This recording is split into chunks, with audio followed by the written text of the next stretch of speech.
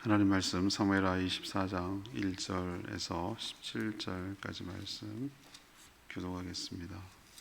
사무엘하 24장 1절에서 17절입니다. 오늘은 10월 29일 토요일 아침입니다. 10월 29일자 본문 사무엘하 24장 1절에서 17절까지 구약성이 506쪽입니다.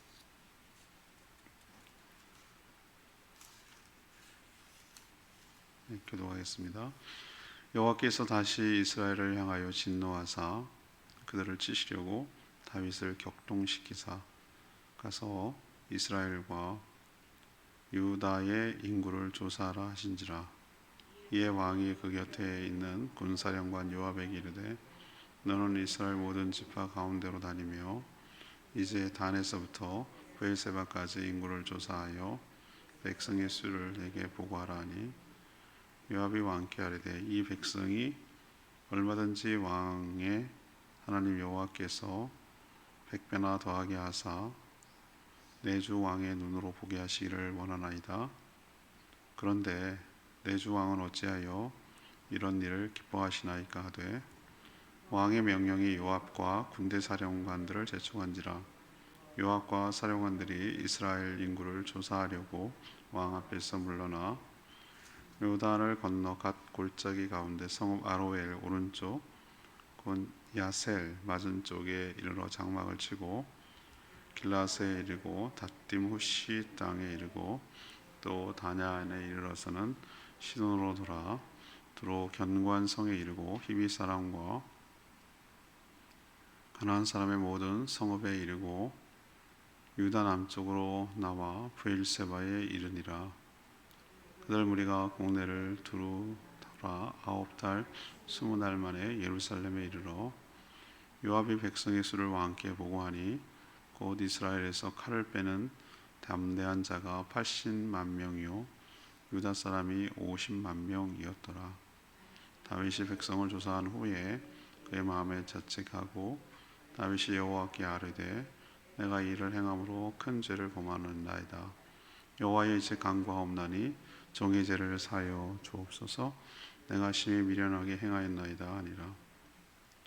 다윗이 아침에 일어날 때에 여호와의 말씀이 다윗의 선견자 된 선지자 가하스에게 임하여 이르시되 가서 다윗에게 말하기를 여호와께서 이와 같이 말씀하시기를 내가 네게 세 가지를 보이노니 너를 위하여 너는 그 중에서 하나를 택하라.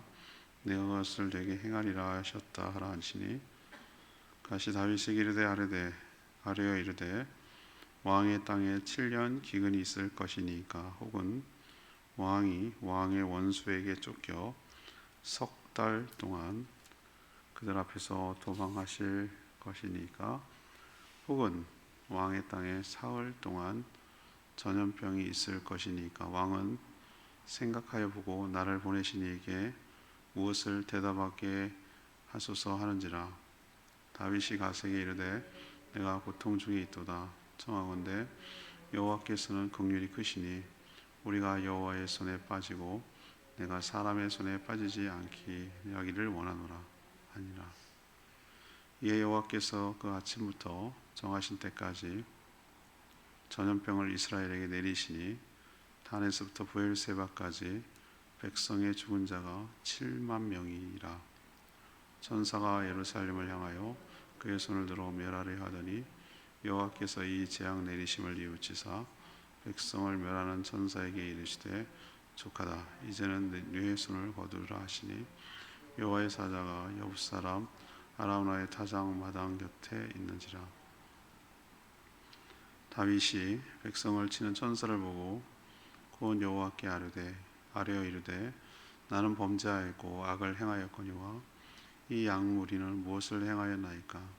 청하건대 주의 손으로 나와 내 아버지의 집을 치소서 하니라. 아멘.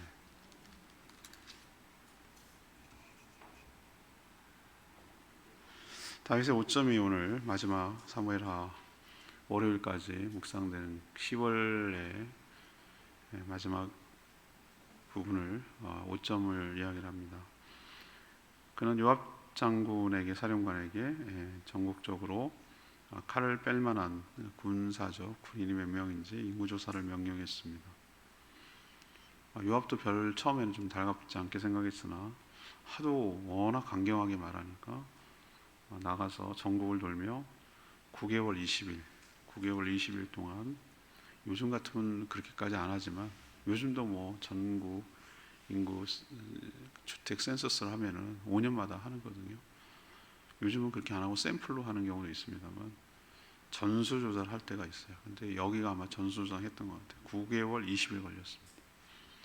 이스라엘에서 돌아와가지고 이스라엘 지파는 이렇게 나누는 것도 상당히 여전히 통합이 안 됐다는 걸 보여주는데, 그러니까 이스라엘 지파 북쪽이죠. 80만 명입니다. 그 유다 지파가 단일 지파인데도 엄청나게 세력이 큰 거예요. 50만 명입니다. 총 130만이라는 군인으로 동원할 수 있는 사람이 130만이라는 보고를 합니다. 그렇지만 이 명령을 내리고 다윗은 이거 내가 실수했고 잘못했구나 자책을 했고, 또 잘못을 깨닫고 하나님께 잘못했다고 이렇게 회개하고 그랬습니다. 근데 그 말을 하자마자 갓선지자가 밧세바 때도 왔었죠. 갓선지자가 와서 하나님의 뜻을 전하는 거예요. 셋 중에 하나를 택해라. 그거에 대한 잘못에 대한 대가를 치르는 것이죠. 7년의 기근을 원하는가, 또 3년 동안 원수들에 의해서 쫓기를 원하는가. 3개월이죠. 그 다음에 3일 동안 전국적인 전염병이 있기를 원하는가. 형벌을 고르라고 통보합니다. 어느 하나 쉽지 않죠. 근데 다윗은 즉답을 피하고, 내가 사람의 손에 빠지지 않고 하나님은 긍휼이 풍성하시니 하나님께 긍휼을 바랍니다. 그러니까 이게 없기를 바랍니다라는 것을 포함해서 이 모든 것을 조차도 하나님께 다 위임합니다. 뭔 벌을 내려도 달게 받겠습니다. 그리고 하나님께 다 맡겨버립니다. 그러고 났는데 그날 아침부터 정한 때까지 하나님은 전염병을 택하셨어요. 그래서 단에서 브엘사바는, 단은 가장 북쪽 도시, 브엘사바는 가장 남쪽 도시, 우리로 치면은 백두에서 한라까지 뭐 이런 거죠. 3일 만에 7만 명이 죽었어요. 무슨 전염병인지 모릅니다. 그러니까 뭐 굉장히 전염력이 강하고 치사율도 높은, 뭐 코로나가 무섭다고 하지만 코로나보다 더 심각하고 무서운 3일 만에 7만 명이 죽었으니까 그 벌을 내리게 됐습니다. 그리고 이제 월요일 날 이 뒷이야기를 할 겁니다. 자, 오늘 이 인구조사의 교훈은 무엇입니까? 인구조사를 통해서 우리가 받을 수 있는 교훈은 무엇입니까? 이것이 오늘 질문입니다. 먼저 1절에서 9절까지 죄악은 반드시 하나님의 심판을 자초한다. 이것을 우리에게 뚜렷하고 분명하게 보여주고 있습니다. 이것이 언제 시점이 일어나는지 말년이냐? 그건 아니라고 저는 보는 거예요. 뒷부분에, 사무엘하 뒷부분은 시기와 상관이 없이 다윗에게 있었던 아주 중요하고 핵심되는 일들을 마지막에 부록처럼 기록해 놓고 있어요. 시간의 순서는 아니라고 저는 봐요. 그렇지만 다윗의 일생을 쭉 놓고 봤을 때 가장 큰 오점을 두 가지로 얘기하자면, 이 밧세바 사건, 우리아의 밧세바를 취하고 우리아를 죽인 사건 하나랑, 그것 때문에 그의 가문에 계속해서 어려움이 있는 그거 하나랑, 오늘 지금 말하고 있는 인구 조사를 한 사건이 그의 일생에 있어 가장 큰 오점이에요. 우리도 살다 보면은 어떤 사람을 이렇게 평가를 할 때 완벽하고 퍼펙트한 사람은 단 한 명도 없어요. 물론 완전히 쓰레기 같은 사람 이렇게 할 수도 있고 정말 대단한 사람도 있지만 완벽한 사람은 없다고요. 그래서 공이 한 7이면 과가 한 3이면 그 정도면 잘했다, 이렇게 통치자들도 그렇게 말해요. 박정희 대통령을 평가하는 사람마다 다 보는 관점이 달라요. 어떤 사람은 그 나라 때문에 우리나라가 이 정도 됐다, 이게 맞는 부분도 있어요. 근데 유신독재를 하고 이런 부분도 있기 때문에 뭐 공이 7개면 과가 한 3 정도 됩니다, 뭐 이렇게. 또 이승만 대통령을 보는 눈도 너무너무 달라요. 그렇게 전두환 대통령 막 다 욕하잖아요. 그런데 그 사람도 나름 뭔가 기여한 바가 있어요. 그렇기 때문에 완벽하지 않아요. 모든 게 그래요. 대통령만 그러냐? 아니요. 우리도 일생을 살아보면은 어떤 부분은 참 장점이 있고 어떤 부분은 참 허물이 있고 이렇거든요. 다윗도 그래요. 다윗도. 이 두 가지가 가장 대표적인 오점이에요. 요압 장군을 시켜가지고 전국적인 인구조사를 시킵니다. 통치를 위해서 인구조사 필요하죠. 지금 현대가에 와도 제가 아까 말씀드렸잖아요. 5년마다 인구주택 센서스를 한다고. 조사원들이 다 다니면서 옛날에 별거 다 조사했습니다. 여러분 기억나세요? 텔레비 있습니까? 전화기 있습니까? 요즘은 그런 유치해서 안 하잖아요. 시대에 뒤떨어진 얘기니까. 근데 왜 조사를 하죠? 그래야 예측을 하잖아요. 1인 가구가 얼마나 증가를 했는가. 맞죠? 그걸 다 알 수가 있잖아요. 생활 수준이 어떤가, 어떤 형태로 유지하는가 이런 걸 다 조사를 해야 국가를 어떤 정책을 입안하고 하는데 미래에 도움이 되잖아요. 그래서 필요해요. 지금도 필요합니다. 그러니까 인구조사를 하는 거죠. 통계청이 그런 걸 하는 거죠. 옛날에도 필요했을 거예요. 근데 왜 이렇게 문제가 되죠? 다윗의 인구를 조사하려는 목적이 너무 불순했어요. 좋지 않았단 말이에요. 요압도 알았어요. 나는 요압이 보면 너무 신기하지 않습니까? 요압이 맨날 다 죽여갖고 해결하려고 했던 그 요압, 물론 정말 그 다윗의 의중을 잘 알아가지고 하는 장군이지만 요압도 만류했어요. 임금님, 딴 건 모르겠는데 이거는 좀 아닌 것 같습니다. 굳이 이렇게 하실 필요 있습니까? 요압이 오늘 말립니다. 그런데도 불구하고 너무 강하게 밀어붙이니까 어쩔 수 없이 그냥 맞듣지 않지만 그냥 나가서 워낙 왕이 저렇게 나오니까 그래서 한 거예요. 근데 다윗이 알고 싶었던 건 뭐냐면은 칼을 뺄 만한 군사, 이 인구 목적이 예를 들면 여러 가지 목적이 있습니다. 전체 인구가 얼마나 되는가, 그다음에 세금을 내는 사람은 얼마나 되는가, 군역을 얼마나 세는가, 가정 형태는 어떤가 이런 걸 조사할 수 있는데 다윗이 진짜로 알고 싶었던 것은 뭐냐면은 칼을 뺄 만한, 보통 이 성인 20세부터 한 40세 정도까지는 전쟁을 할 수 있는 나이라고 보거든요. 그러니까 그 나이에 그 군 인구가 몇 명인가 이걸 알고 싶었던 거예요. 그 이유가 왜 그걸 알고 싶죠? 두 가지 이유입니다. 자신이 거느린 군사력이 어느 정도인지 알아서 그것을 과시하려는. 우리가 말이지, 북한 맨날 강조하잖아요. 맨만 노동적이가 얼마고 현역이 얼마고 그런 거 하잖아요. 그다음에 러시아도 그러잖아요. 무기가 얼마고 이게 우리가 얼마고. 옛날에는 첨단 무기라기보다는 이 숫자가 중요했기 때문에 전쟁에서 과시하고.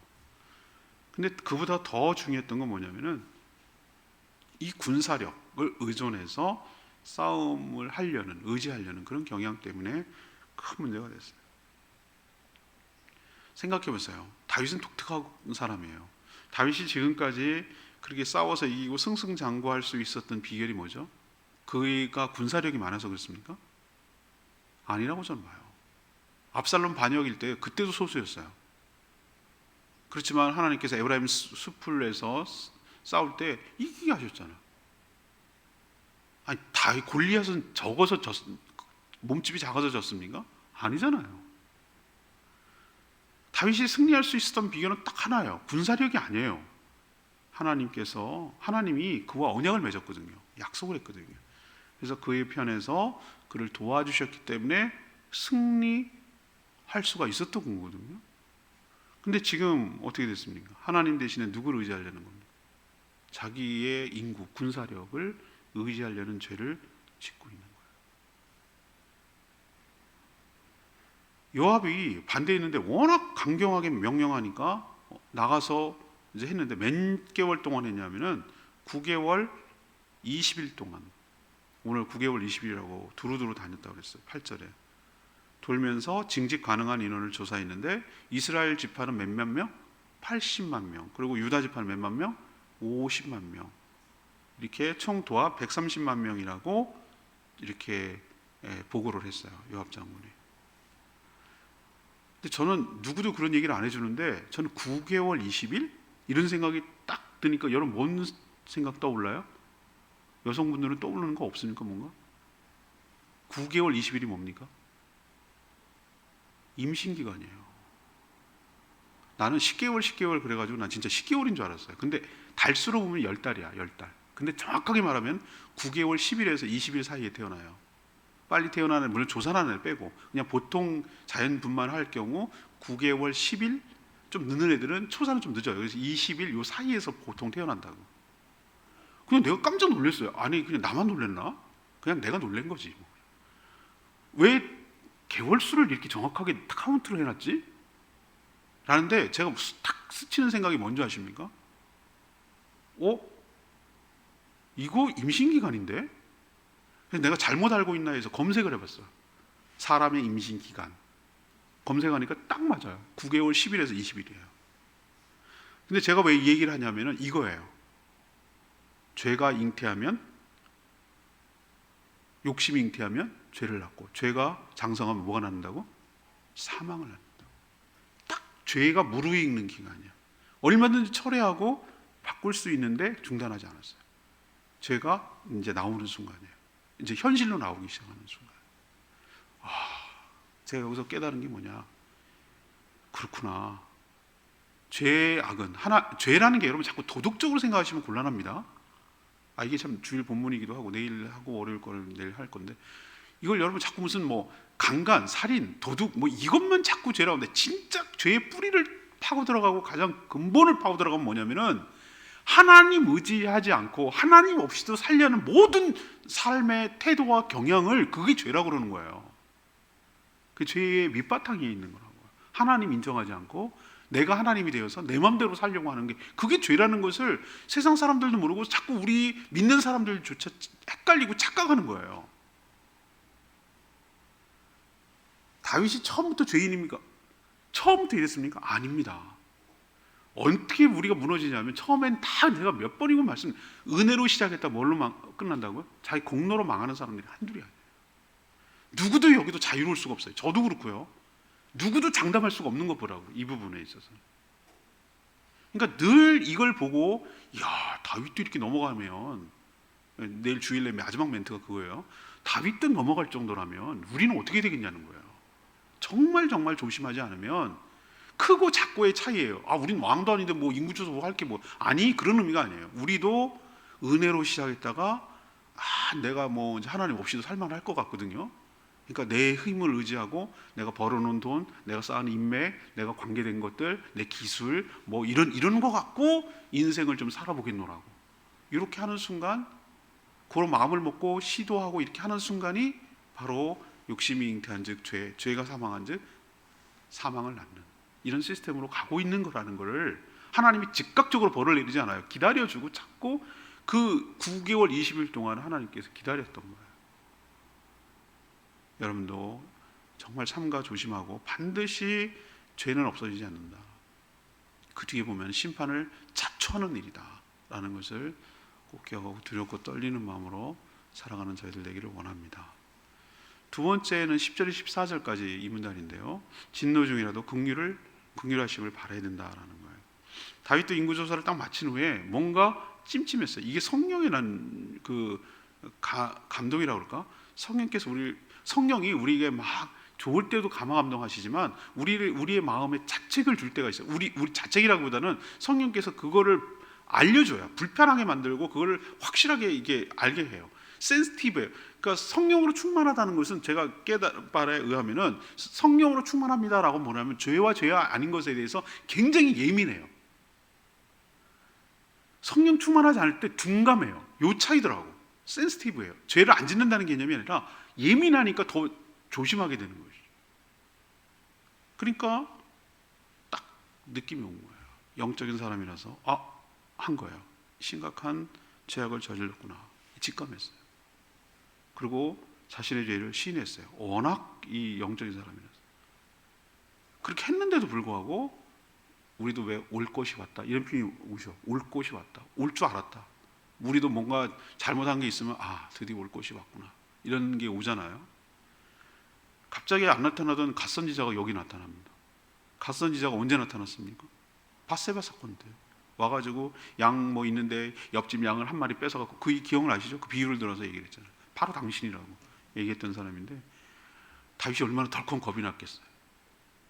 무서웠을 거야. 나타나는 것 자체만. 갓선지자가 아니라 가되게 말하는 갓이 영어로 갓이잖아요. 하나님. 갓선지자에게 말하는 하나님 때문에 두려운 거지. 아니나 다를까 셋 중에 선택하시오. 하나님께서 당신에게 잘못을 저지른 죄를 대가를 치르려고 형벌을 내리는데, 자, 7년 동안 기근이 임하기를 원합니까? 3개월 동안 원수들에게서 쫓기고 도망가는 걸 원합니까? 3일 동안 전염병이 내리기를 원합니까? 어느 것 중에 할지 내가 가서 하나님께 말씀하게 하십시오라고 통보하는 거예요. 통보예요. 그리고 선택을 주는 거예요. 왜 그럼 뭐 내리면 되지 뭘 선택하라고 그래? 너 때문에 이런 일이 일어나는 거야 라는 걸 깨닫게 해주는 거죠. 이 셋은 무엇 하나도 엄청난 피해와 희생, 고통 따르는 일이에요. 어느 건 하나 쉽겠어요? 7년 기근, 와 3년도 힘든데 7년 기근이면 사람이 살 수가 없어. 엄청 많이 굶어 죽는 거예요. 여러분 제일 무서운 게 어르신들 얘기하잖아요. 굶어 죽는 고통이 제일 무섭다고. 굶어 죽는. 3개월 동안 쫓겨다니는 거예요. 다윗 쫓겨다니는 거 아주 징글징글 할 거예요. 다윗 사울한테 얼마나 쫓겨다니는 거 있습니까? 피 말려. 언제 죽을까 잠을 자지도 못하고 내일 새우잠 자야 되고 뜬 눈으로 스치되고 맨날 도망쳐야 되고 이렇게 하는 게 쉽겠어요? 그것도 정말 징글징글 할 거예요. 아마 무서울 거예요. 3일 전염병, 이거는 전염병 급속도로 내려오는, 이게 얼마나 무섭겠냐. 근데 뭐라고 합니까 다윗이? 갓선지자에게 하나님은 긍휼이 크십니다. 나는 사람에게 당하는 것보다 하나님 손에 맡기겠습니다 라고 하나님 하시는 대로 맡기겠다고 넘겨요.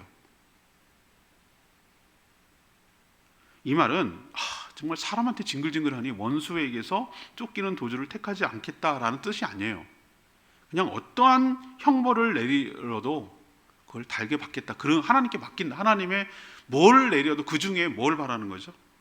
다만 이게 뭘 내려도 받겠는데 다만 진노 중이라도 긍휼을 내려주시기를, 베풀어 주시기를 소망합니다 라고 다윗이 얘기하는 거예요. 이 표현이 어디서 나오냐면은 하박국 3장 2절에 나와요. 하나님은 진노 중에 긍휼을 잊지 않는 분이라는 거, 그걸 바라는 거예요. 왜 그런가?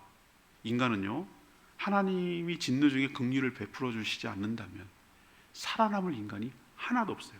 우리가 받은 죄값을 고스란히 다 받아야 된다면 살아남을 자는 없어요. 그냥 그 죄는 죽음으로 끝나야 밖에 없기 때문에 살아남을 자가 없다는 뜻이에요, 제 말은.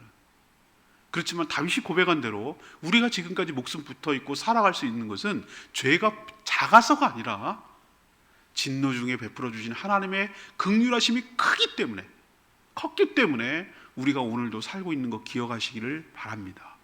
그렇기 때문에 우리는 어떠한 순간에도 뭐를 바라야 되냐면 하나님 은혜로 살아야 되고 하나님의 자비하심으로 사는 것이고 하나님 긍휼하심, 우리를 불쌍히 여기시고 측은히 여기시고 그 자비하심을 내려주시는 그 긍휼을 내려주신 그 성품 때문에 우리가 오늘도 살고 있는 거 기억하시고 하나님께 늘 자비와 긍휼을 아뢰며 살아가는 복된 인생 되기를 축복합니다. 세 번째 얘기는 15절 17절 말씀, 자신의 죄를 회개하며 용서를 구해야 되는 것이죠. 다윗이 인구전을 마치고 복을 받은 후 이미 그의 마음에 자책이 생겼어요. 그리고 자기가 잘못했다는 걸 느꼈어요. 그리고 갓 선지자가 오기도 전에 자신이 큰 잘못을 했음을 깨달아서 하나님 앞에 죄를 시인하고 용서를 구하는 얘기가 10절에 나옵니다. 그럼에도 하나님은 갓 선지자를 보내서 죄에 대한 형벌을 통보했어요.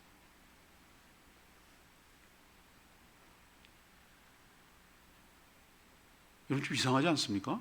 제가 주일날 내일도 말씀드리겠습니다만, 아니 회개하면은 형벌이 내리지 않아야 되는 거 아니에요? 왜 내릴까요? 우리가 착각하는 게 하나 있습니다. 회개하면은 회개 만능주의, 그러니까 회개가 너무 가벼운 거예요. 내가 회개성 퉁쳐 그걸로 알았죠? 이렇게 너무너무 쉽게 회개하는 거예요.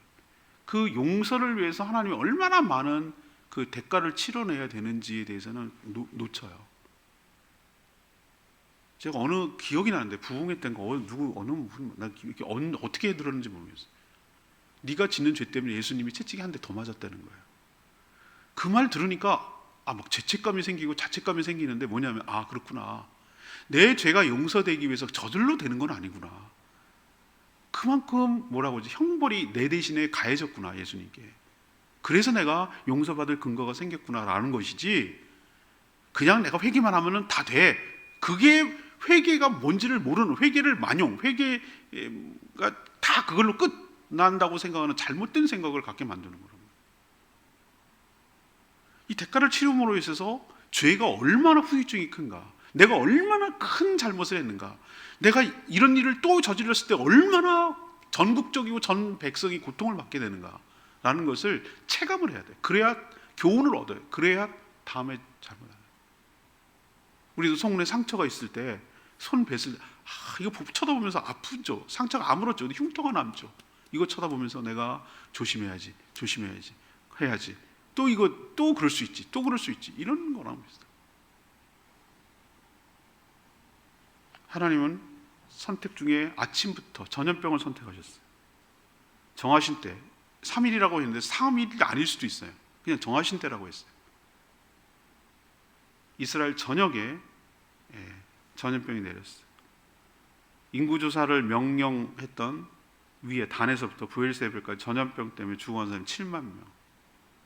전염병을 퍼뜨리는 천사가 가장 핵심되는 수도인 예루살렘에 쓰려고 아라우나 타작마당에 딱 섰어요. 그걸 하나님도 보셨고 다윗도 봤어요. 아라우나 타작이 바로 나중에 솔로몬이 성전을 세우는 자리입니다. 그리고 아브라함이 모리아산이라고 하는데 거기가 바로 이 산이에요.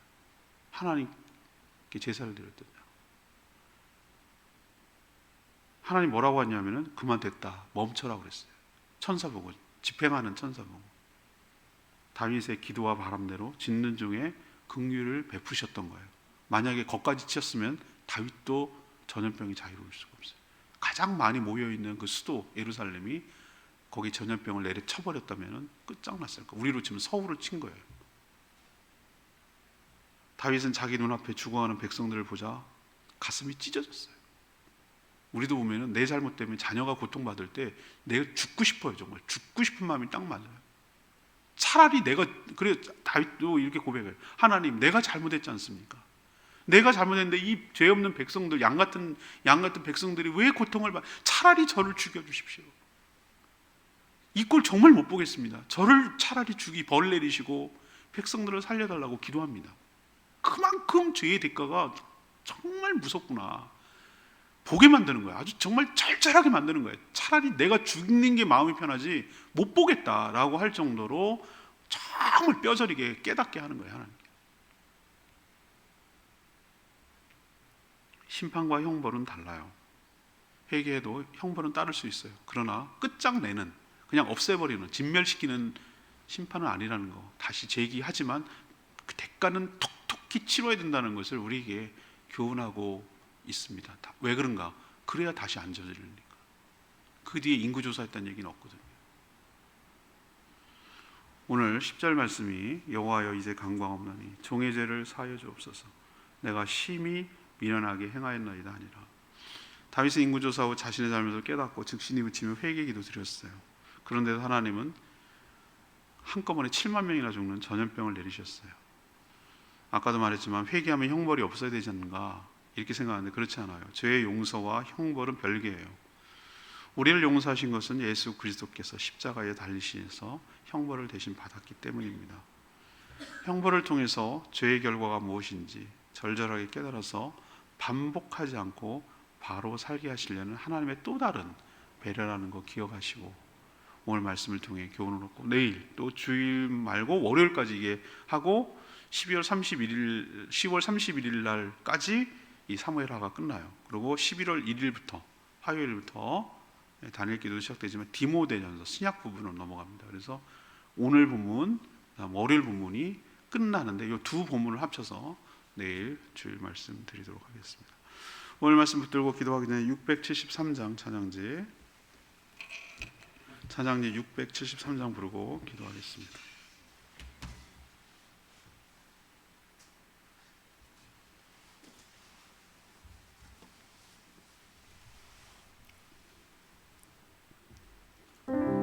찬양지 673장 나의 마음을 찬양하겠습니다.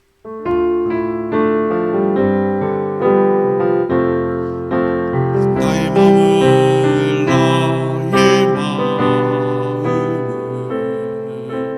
성근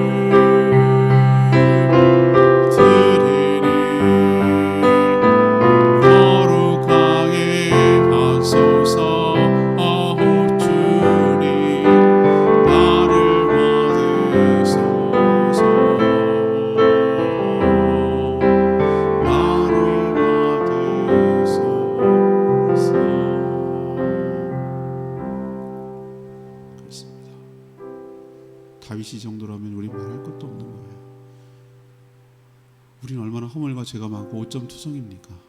죽어도 벌써 죽어야 될 인생이죠. 하나님과 하나님의 긍휼과 자비가 없었다면 내가 오늘 있지 못하죠. 그런데 하나님께서 진노 중이라도 긍휼을 베풀어 주셨기 때문에 오늘 목숨부터 살고 있는 줄로 알고, 은혜로 시작했다가 공로로 마시려는 어리석은 범하지 않고 하나님 없이도 살만할까 생각하고, 옛날 생각 못하고 옛날 올챙이적 잊어버리고 내 힘으로 살 수 있다고 착각하는 순간 스물스물 죄악이 잉태되고 사망으로 맞는 결과를 초래하는 거 기억하시고, 두렵고 떨리는 마음으로 하나님 앞에서 온전히 바르게 살아가는 저희들 되게 달라고 주여 외치며 기도하겠습니다. 주여 하나님,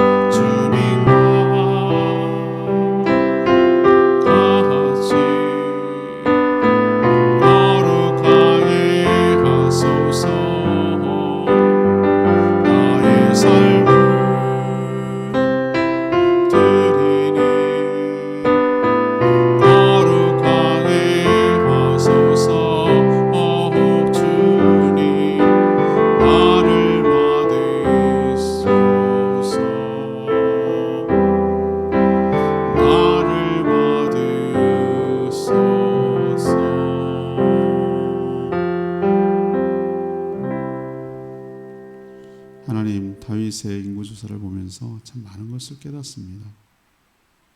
다윗 같은 사람도 넘어졌다면 저희는 말할 것도 없음을 잘 압니다.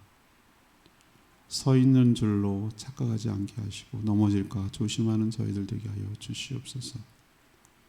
자신의 죄를 깨달았으면 즉시 회개하여 용서를 구하게 하시고, 하나님이 내리시는 형벌을 회피하지 않고 달게 받게 하옵소서. 다만 진노 중이라도 긍휼을 베푸시는 하나님의 은총을 기대하게 하여 주시옵소서. 죄에는 반드시 상응하는 심판, 형벌이 있음을 명심하고 삼가 조심하며 살아가는 저희들 되게 하여 주시고, 언제나 자신의 힘을 의지하지 않고 오직 하나님만 의지하며 하나님 은혜로만 살아가는 복된 인생 되게 하여 주시옵소서. 오늘도 간구하는 기도 주님 응답하시며 주일을 준비하는 모든 손길 복되게 하시고, 오늘 또 사역박람회 은혜 가운데 진행되게 하시고, 내일 거룩한 주일 사랑하는 모든 성도들이 한자리에 모여 온전히 준비된 예배를 드리며 하나님께 나아가고 하나님이 예배하시는 복을 받아들이며 살아가는 복된 인생 다 되게 하여 주시옵소서. 주님께 모든 것 맡기며 예수 그리스도의 이름으로 축복하며 기도합니다. 아멘. 충분히 기도하고 주일 준비하겠습니다.